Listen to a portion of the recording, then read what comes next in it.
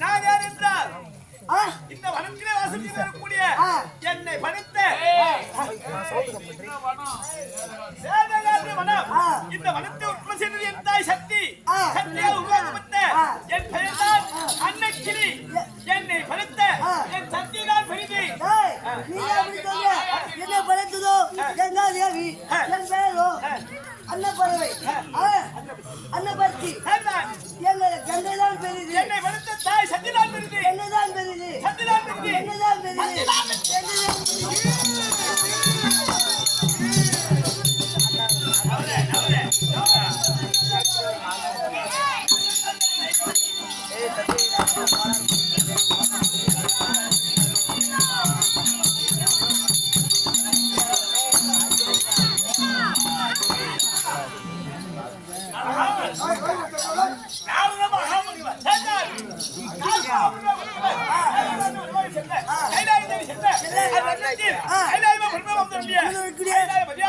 பரம கடவுள் தன்பார்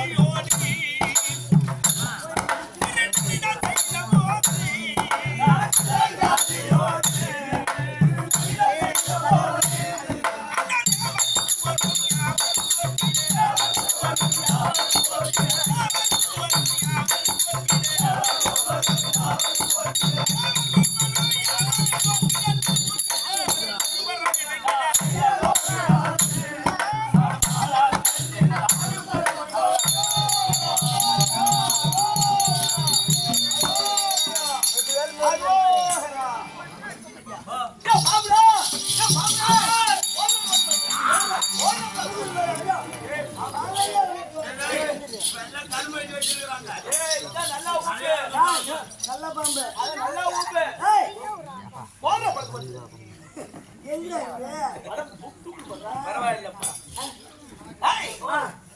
பரவாயில்ல கெட்டியா நல்ல புத்தி வந்திருக்குது. வராம நல்ல அருந்தாளிக்கணும் அப்படின்னு நல்ல எண்ணத்துல நான் வந்தேன்.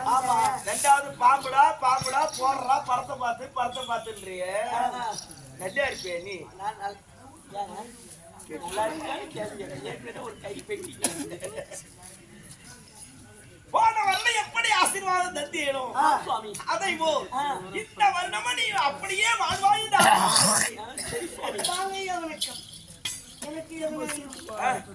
உன் எண்ணம் எப்படியோ அப்படியே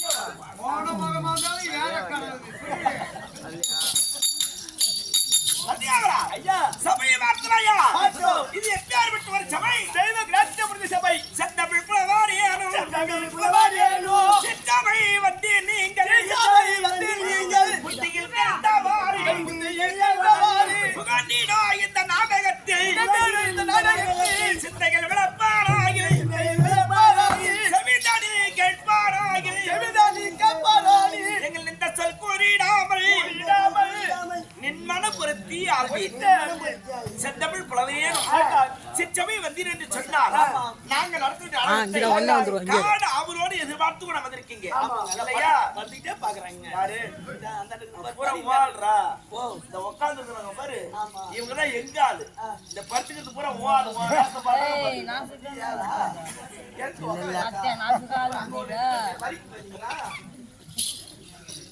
எங்க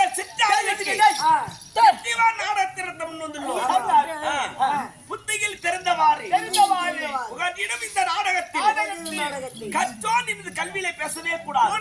கல்வி கற்றவர் உலகில் யாராகிலும் உண்டா? கிடையவே கிடையாது. கல்வி கற்றவர்கள் யாருமே கிடையாது.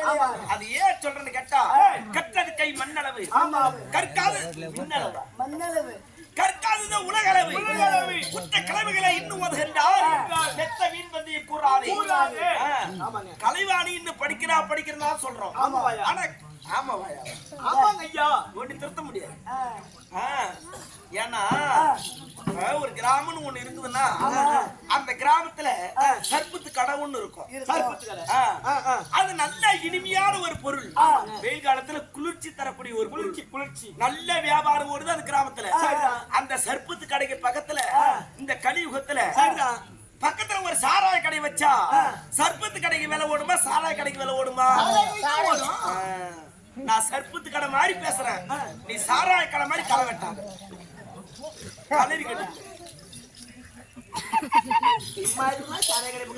அதனால அதை விட்டுறான்னு சொல்றேன். எங்க நிறுத்த முடியலையே, நிறுத்தாத குடும்பத்துக்கு ஆகும். அதனாலதான் புடவாசல் குடிய கொடுத்து அதனாலதான் புடவாசல் விட்டு நீ சின்ன சாப்பிட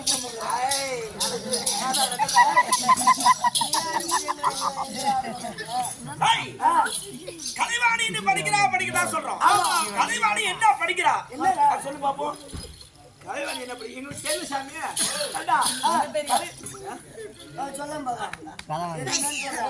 சொல்றா தம்பி, அவங்க உட்காருங்கடா. நல்லமா இருக்குதுங்க, அவளே பஸ் பாருங்க. என்ன பாருங்க, வாரத்துக்கு 6 நாளைக்கு பண்ண போறான். கட்டாத உனக்கு ஆபத்து இல்லையா? வாரத்துக்கு 6 நாளைக்கு போறான். 6 நாளும் முட்டையா வாங்கிட்டு வருவான். ஐயோ என்ன முட்டை? மட்டும் முன்ன போய் நமக்கெல்லாம் குரு கலைவாணி. ஆனா கலைவாணிக்கு ஒரு குரு இருந்தாரு. அது யாரு? இந்த உலக பிறந்த 4ஆம் நாள் பிறந்தவர் அழகிரி முனிவர். குதிரை முகம், மனித திரேகம், அவர்தான் அழகிரி முனிவர். அந்த அழகிரி முனிவர் தான் கலைவாணிக்கு குரு. அந்த அழகிரி முனிவரத்துல சென்று கலைவாணி கல்வி எல்லாம் கற்றுக்கொண்டு வந்தார். அப்படி வரும்பொழுது கல்வி எல்லாம் கற்றுக்கொண்டு எல்லா கல்வியிலும் தேர்ச்சி பெற்ற ஒரு மாணவியா வந்தாரா கலைவாணி. அப்போ குருவுக்கு மிஞ்சிய சீடனாகி விட்டார் கலைவாணி. கலைவாணி தெரியாது ஒண்ணுமே இல்ல. அப்ப கலைவாணி பார்த்தாங்க, நமக்கு தெரியாது ஒண்ணுமே இல்ல. இந்த உலகத்துல யாரும் நம்ம கலக்கலாம் அப்படி என்று அகந்தைய மனதிலே நிறுத்தி வர்றாங்க அந்த அம்மா. யாரு? கலைவாணி. அப்படி வரும்பொழுது பகவான் பார்த்தாரு, என்னடா சாதாரண ஒரு பெண்ணு எல்லா கல்வியும் கத்துக்கிட்டா, இவ அகந்தியோடு வர்றால, இந்த அகந்தியை அப்படியே விட்டு விட்டால் இவள் யாரையும் மதிக்க மாட்டாள். அப்ப இந்த அகந்தி இப்போது அடக்கணும் அப்படி நின்று அந்த அம்மா வர வழியில ஒரு அறியாத பிள்ளையா உருவத்தை மாறி ஒரு 4 மாட்டை வழியில வச்சிட்டு மாடு மேய்க்கிறாரு. அந்த அம்மா வர வழியில அந்த அம்மா அந்த வழியா வர்றாங்க. மாடு வழி விடல, மாடுகார நாய அந்த அம்மா கேட்கிறாங்க. என்ன பார்த்தா அந்த பகவானை பார்த்து கேட்கிறாங்க, மாடு மிக தெரிய கழுத அந்த அம்மா கேட்கிறாங்க. என்ன பார்த்து பகவான கேட்கிறாங்க, நான் வரவையில மாற்று நிறுத்திருக்கிறிய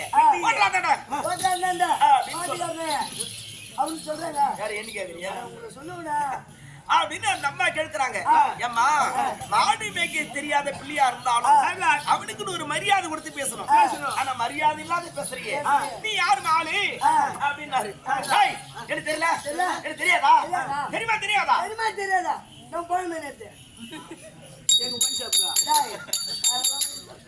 என்ன தெரியுமா தெரியாதா? நான் கல்விக்க சொந்தக்காரி. என் பேர் தான் கலைவாணி. நான் எல்லா படிப்பையும் படிச்சுட்டேன் அப்படின்னு அப்படின்னாங்க. எல்லாம் படிப்போம். ஆமா. அப்ப பகவான் எடுக்கிறாரு. படிச்சவனு உன் பெருமை நீதான் பேசிக்கிற. இன்னும் யாரும் உன் பெருமை பேசல.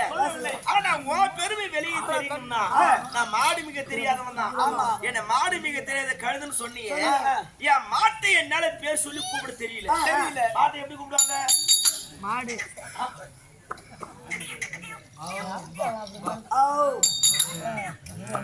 இந்த வார்த்தை இருக்குதா? இல்ல. அப்போ இந்த வார்த்தை என்னைக்கு நீ எழுதி காட்டியோ அன்னைக்குதான் நீ படிச்சதுக்கு ஒரு அர்த்தம் அப்படின்னாங்க. பகவான் சொல்றாரு. அப்ப கலைவாணி பாக்குறாங்க, என்னடா அம்மா படிப்பு படிச்சோம், இந்த ஒரு எழுத்து எந்த ஏட்டுல விட்டுமே, அந்த எழுத்து அந்த ஏட்டுல தான் இருக்கணும் அப்படின்னு பெரட்டி படிச்சு பாக்குறாங்க. அந்த எழுத்தை பார்க்க முடியல. எழுதி பாக்குறாங்க, எழுதவும் முடியல. அப்பேற்பட்ட கலைவாணிக்கு அந்த கதி என்று சொன்னா நாம எல்லாம் சாதாரணப்பட்ட ஒரு ஆளு இல்லையா?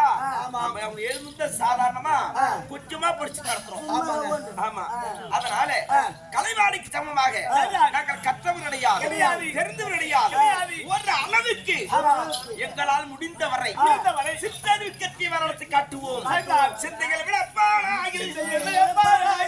எவ்வளவு பெரிய விருதுவாக இருந்தாலும் தவறான சொல் நாவினால் தவறி வந்துவிடும். அந்த ஒரு வார்த்தை எங்க நாவினால் வந்து விட்டாலும் உங்க செவிகளில் கேட்பானாகி நாங்களே நல்ல வார்த்தை சொன்னாலும் செவியில் மாறுதலா கேட்டு விட்டாலும் எங்கள் எந்த சொல் போயிடாமல் இன்னும் ஒரு அவர்களுக்கு அன்பான தாய் தந்த மரணத்துக்கும் கற்றிருந்த வீரர்களுக்கும் என் தந்தை ஸ்ரீ ராமஜி நாடக சபா தமிழ் உரிமையாளர் நாடக ஆசிரியர் அவருடைய பாதரவர்களுக்கும் தந்தை கனியமூர்த்தி ஆசாரி அவருடைய பாதரவர்களுக்கும் நாடக ஆசிரியர் அத்தனை உள்ளங்களுக்கும் சிறுவன் ஏழுமலை என் சிறந்தாந்த வணக்கம். என் விளக்கம் கள்ளக்குறிச்சி மாவட்டம் திருக்கோயில் வட்டம் கன்னியாகுமரியை சேர்ந்த ஏழுமலை மாமா நாராயணதாசர் நாடக பேராசிரியர் மகன் ஏழுமலை நாடகாசிரியர். அதை கேட்கவில்லை. இந்த வேடத்தின் பெயர் தெரியும் தெரியாதா? இவர் சங்கர சதாசி வானார் வந்தார்.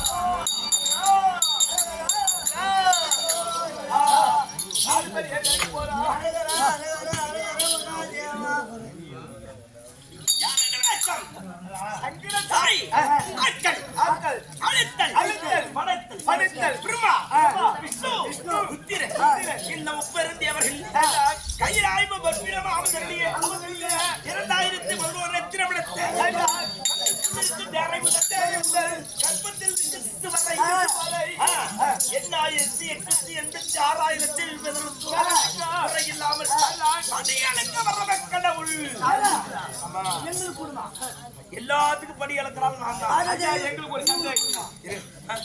எங்களுக்கு ஒரு சந்தேகம். சந்தேகமா?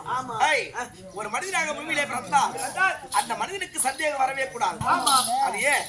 சந்தேகம் என்பது வந்து விட்டால் பெரியோர்களை கேட்டு சந்தேகம் சந்தேகத்தை உடனே தீர்த்துக் கொள்ள வேண்டும். தீர்த்து கொள்ள வேண்டும். அப்படி இல்லை என்றால் ஆமா.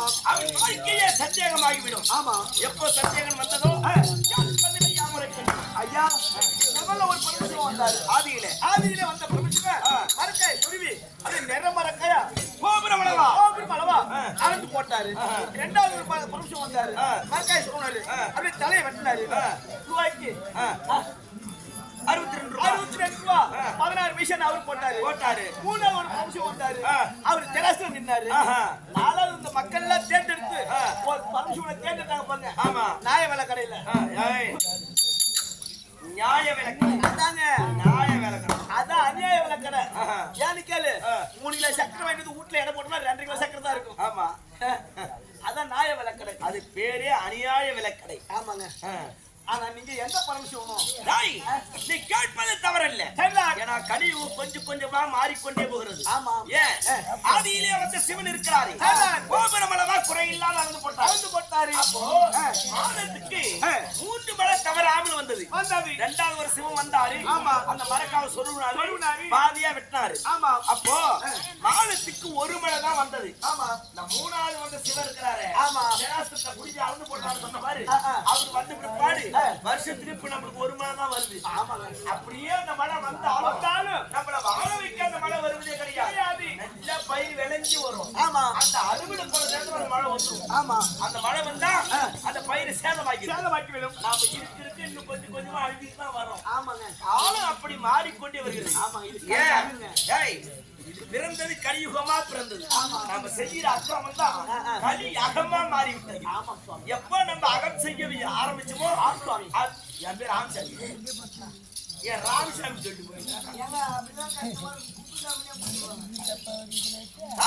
நீ நினைப்பது போல அந்த சிவனான் கிடையாது. இது வரைக்கும் பரியால மரக்கால அள்ளி போற சிவனான் கிடையாது. என் கையால் அள்ளிதான் கீழே போடுவேன். இப்படி அள்ளி இப்படி போட மாட்டேன். என் புறாங்க கையால் அள்ளி கீழே விடுவது வழக்கம். ஐயா பொருங்கையா அள்ளி போறாங்க. அதுல ஏழை யாரு? அதாவது பணக்காரன் யாரு? என்னை போல ஏழை யாரு? பொதுவாக போடுறேன். இப்படி எல்லாம் சார் நிக்கும். இப்படி எல்லாம் ஒண்ணுமே நிக்காதுங்க. நீ கேட்பது தவறில்லை. புறங்கையில் அள்ளி போடும்போது பொதுவாக விடுது. பணக்கார இலை உலகத்தில் எப்படி உருவாகும்? அதான சத்தியம். என் புறங்கெல்லை கீழே விடும்பொழுது இந்த பதிவிலே இருந்து விடுகிறது. பதிவுனா பள்ளம். இந்த பள்ளம் சின்ன பள்ளம் இருக்குது. இந்த பள்ளத்திலே இருந்து விடுகிறது. அவன் தான் பணக்காரன். அவன் பொண்ணுக்கு அதிகமா இருக்கும். ஏற்றில இருந்து விடுது. அவன் தான் உங்களை மாதிரி பரம ஏழை. என் பேரை நல்ல வசதியா இருக்கிறவங்க என் பேரை சொல்லி பாத்துருக்கிறியா? அதிகமா என் பேரை சொல்ற ஆள் யாரு? 1 மணி நேரத்துக்கு சாதா குறைஞ்சபட்சம் 1 கோடி ஜனங்க போறாங்க. ஏழை மக்கள் தான் உங்களை வேண்டிக்கிட்டு. அதாங்க பணக்காரங்க யாருன்னா வருவாங்களா? சாப்பிட்டா நாங்க சிவனேங்க. அப்போ அவன் என்னப்படி கஷ்டப்படி உனக்கு என்ன கொடுக்கணும்? உனக்கு என்ன டீ கொடுக்கணும்? அவன் சொல்லுங்க. ஆமாடா காலு காலு ஏத்தா உட்காரு சத்தம் போடாம உட்காரு. ஏடா ஏக்கா பொறுமை கொடுங்க. ஏதா நீ எங்க சாவ பணத்தை தெரிந்து விட்டதா? அது கிடையாது. என்ன எப்ப பள்ளத்துல தள்ளலாம்னு இருக்கீங்க? இந்த பள்ளத்துல பணக்கார பள்ளத்துல. டேய் உனக்காக 6 அடி நீட்டி 3 அடி அகலம் உனக்காக ஏற்படுத்திக் கொண்டிருக்கின்றேன். எங்க 6 அடி பள்ளம் என்னுடைய இதாசனத்தில் ஒரு பள்ளம் நான் எந்த இடத்தில் இருக்கின்றேன்? சுடுகாடு. அந்த இடத்துல உனக்கு ஏற்பாடு. ஒரு இடமும் அது மட்டும் கிடையாது.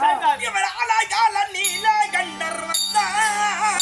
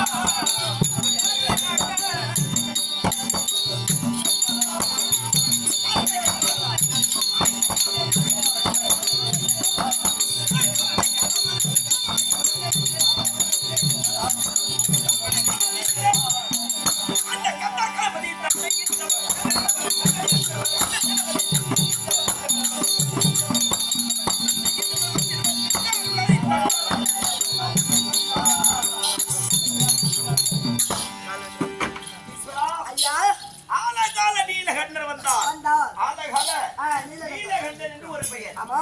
அது எப்போது வந்தது? எப்படா? ஏன் வந்தது? ஏற்கனவே காலத்திலே ஆடியா திருவேகன ஜாடியாகவும் ஆ. மேடகிரி மலை உருவத்தாகவும் பத்தாகும். வாசுகின்னு சொல்லக்கூடிய ஆதிசேஷனை ஒரு கைதாகவும் செய்து ஒரு பாம்பையா? ஆ. அது ஒரு தாராளமா எடுத்துட்டுனா அம்மா நீட்டு இருக்கும். ஆமா. அதுக்கு மேல எடுத்துட்டுனா உள்ள நீட்டு இருக்கும். அதை விடுங்க. அம்மா நீட்டு இருக்கு. ஒரு உயர்ந்துது. ஆமா. அம்மா பேர் பிடிக்கிற அளவுக்கு அது எப்படிங்க நீளமா? ஆதிசேஷன் சொன்னா எங்களுக்கெல்லாம் அந்த அசுர அதாவது அரவத்திற்கு அவர் ஒரு தலைவன். தலைவன். அவனுடைய நீளம் இருக்கிறது எத்தனை யோஜனை வேண்டுமோ அத்தனை அளவுக்கு அவன் இருவானா. எப்படி? எனக்கு தெரியும். எல்லாத்துக்கும் புரியுதுமே சொல்லுங்க. அந்த ஆதிசேஷனை ஒரு கைதாக செய்து அசுரர்கள் ஒருபுறமும் தேவர்கள் மறுபுறமும் நின்று மாறி மாறி இழுத்து தேவமரத்தை கடந்தார்கள். ஆமா. அரக்கர்களோ வால்பகுதி பிடித்தார், தேவர்களோ தலைப்பகுதி பிடித்தார். அப்புறம் பிடித்து ஒருவர் இழுக்க அரக்கர் பிடித்து தாங்க முடியாமல் வாசுகி தன் உள்ளத்தில் இருந்த விஷத்தை தன்னிமீறி வெளியே கட்டிவிட்டார். ஆமா. அப்போ பார்த்தா இதை நான் பார்த்தேன். இது வாசுகி விஷத்தை கட்டிவிட்டார். இந்த விஷம் வெளியே அந்த அமிர்தத்தில் விழுந்து விட்டார். அமிர்தமெல்லாம் விஷமாகி விடுமே. அப்படி என்று கனத்தால தாவி பிடித்தேன். அப்படி பிடித்து எப்பொருளாய் இருந்தாலும் அது மும்மூர்த்தி தேவருக்கு சொந்தமான பொருள். அப்படி என்று அந்த விஷத்தை 3 பாகமாக பிரித்தேன்.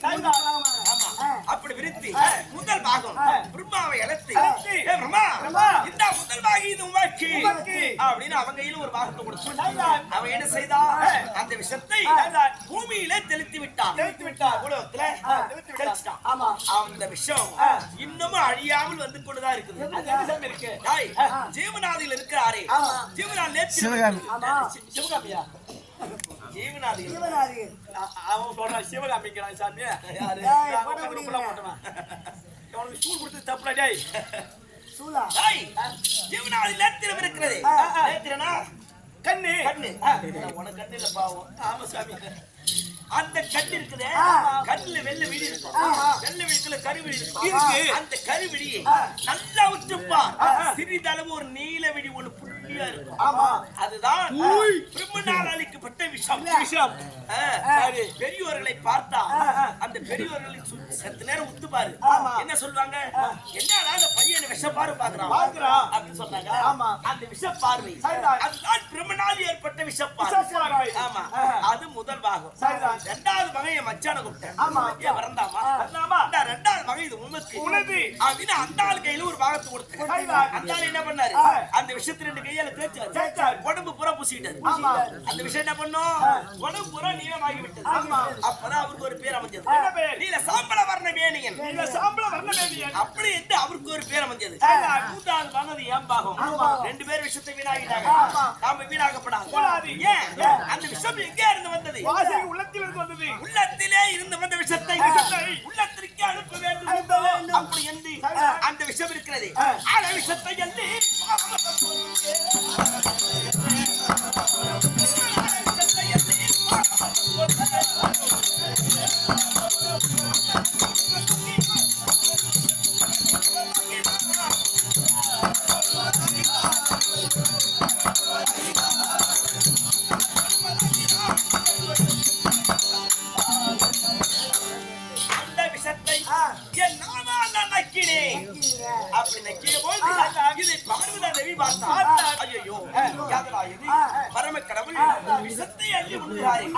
அவர் உடலுக்கு யாரும் ஆகிலும் ஆகிவிடுமே.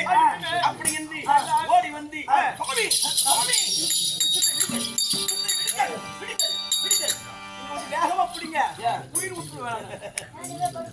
விஷத்தை வெளியே விடுங்கள் அப்படி என்று என் கழுத்தை இறுக்கி பிடித்தார். அந்த விஷம் எந்த இடத்துக்கு சென்றதோ அந்த இடத்துக்கு கண்டிப்பா பிடிச்சிட்டான். விஷத்தை நேரா பிடிச்சிட்டா அது உள்ள போமா இல்ல வெளியதான் வருமா? வரல. அவன் பிடித்த பிடிதான் அந்த விஷம் எனக்கு கெண்டமாக அமைந்தது. கெண்டம் உண்மை. ஆடவர் அத்தனை பேருக்கு கெண்டம் இருக்கும். அந்த பயிருக்கு இல்லையே. ஆடவர் அத்தனை பேருக்கு கெண்டம் இருக்கும். பெண்களுக்கு கெண்டம் இருக்கிறார். பெண்களுக்கு கெண்டம் இல்லாத தொண்டை. ஆமாண்டா. எந்த ஒரு ரகசியத்தையும் பெண்களுக்கு சொல்லவே கூடாது. அந்த ரகசியம் அவங்க மனசுல தங்கவே தங்காது. அந்த ரகசியத்தை உடனே இன்னொரு பொம்பளைக்கு அவங்க சொல்லுவாங்க. 6வது வீதியில போய் 7வது வீட்டுல சொல்லிட்டு வந்துருவாங்க. ஆமா, கெண்டம் இல்லாத தொண்டை பெண்ணுடைய தொண்டை. காலை விட ஆட்டாட்டு போ, இந்த கண்டுபிடிப்பாங்க பழுத்துல. அந்த இடத்துல நீ போய் நில்லு, அங்க பேசிக்குவாங்க. என்னன்னுங்க நம்ம ஊர்ல ஆட்டாங்க. இந்த பொனவாசல்ல இருந்து கிருஷ்ணமூர்த்தின்னு ஒரு கெட்டிக்கார ராத்திரி பூரா நம்ம ஊர்ல இவன் ஆனா அவன் முன்னாடி அவன் ஆனாலும்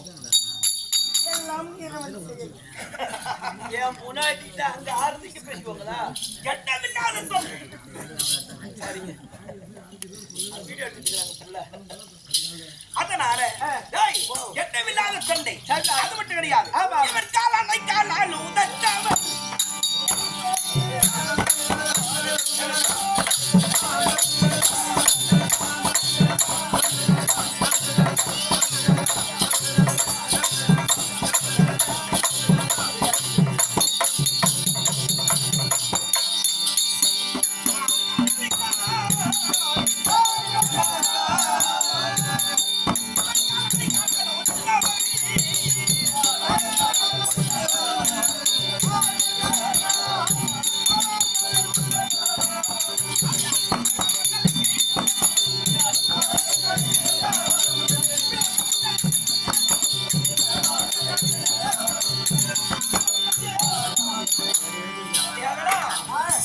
எவனையே அவர் கலந்து மறுத்தவனா?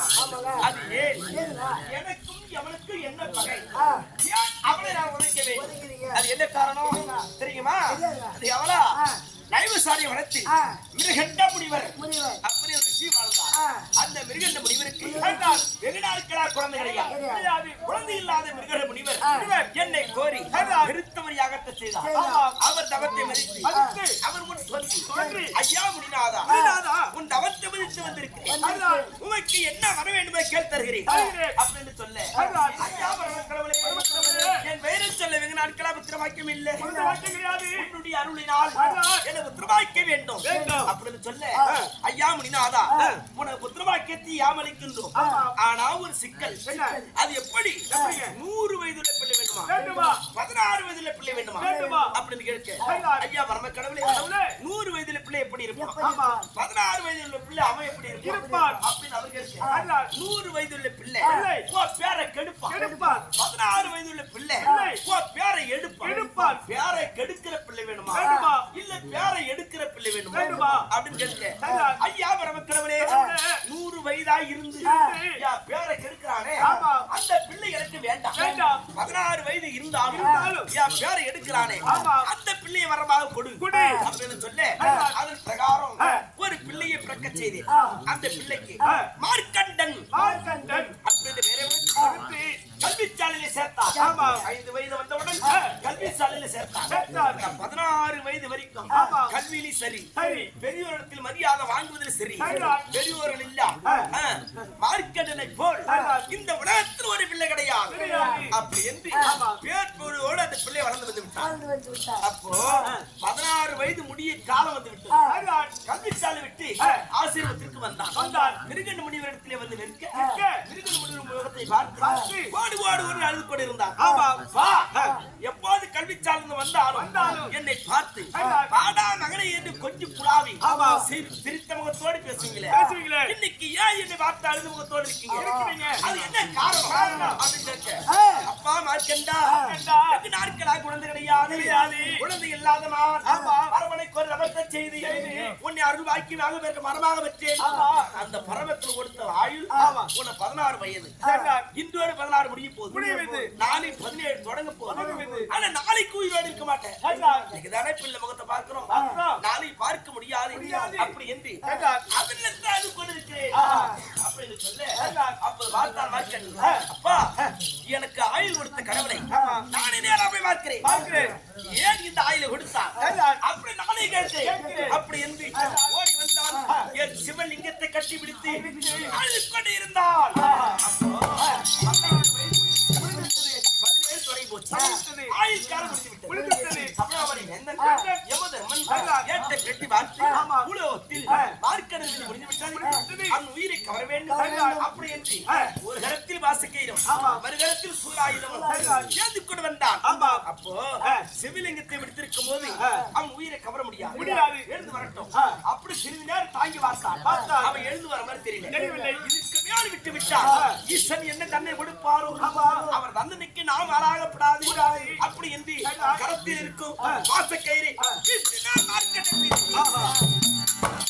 அவன் எதை பிடித்துக் கொண்டிருக்கிறான்?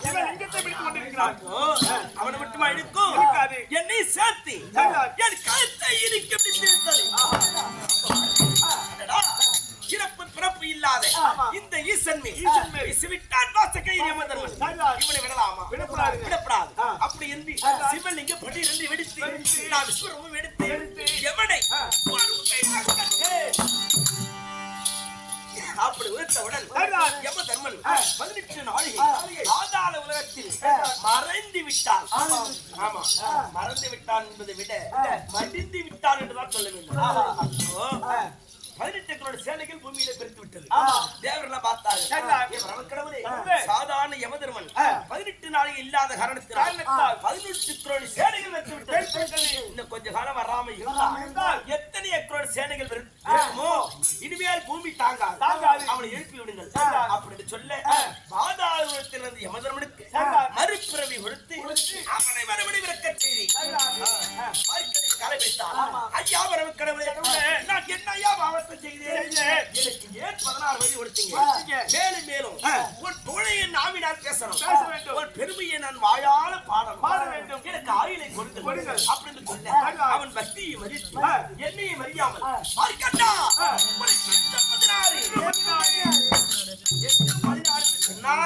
16 வயது வேலையும் போக மாட்டான்.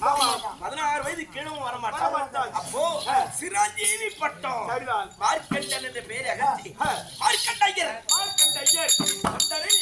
அவனையும் ஒருவராக்கிறேன். பேச வேண்டும் என்றால் என் புகழை எவ்வளவு நேரம் வேணாலும் பேசலாம். சக்தி இல்லையே சிவன் இல்லை, சிவன் இல்லையே சக்தி இல்லை. இருவரும் சேர்ந்தாதான் ஒரு உலகம் இல்லையா? அம்மையப்பனா காட்சி தர வேண்டும்.